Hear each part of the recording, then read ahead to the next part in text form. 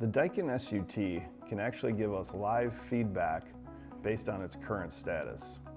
This information can be accessed by going to our monitor mode.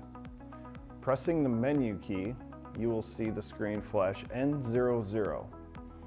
Up arrow to N03, and we hit enter. This will give us our flow rate in liters per minute.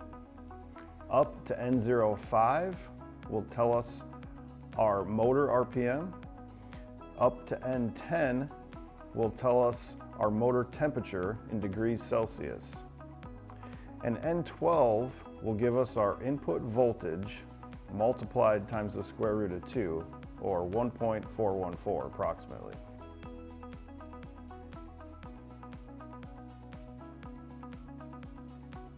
On your Daikin SUT models, we want to access our parameter mode to set our pressure and flow.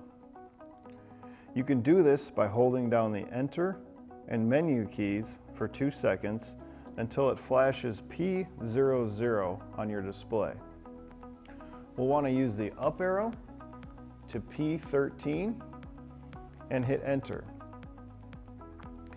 The first thing you'll see is pH0. This is your high pressure pump pressure setting. Use your up arrow or down arrow to find your desired pressure. Hit enter to save.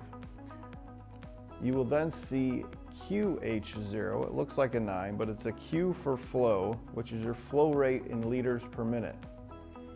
You will set this value, again using your up and down arrows, enter to save. You will then go to PL0. This is your low pressure, high flow pump setting.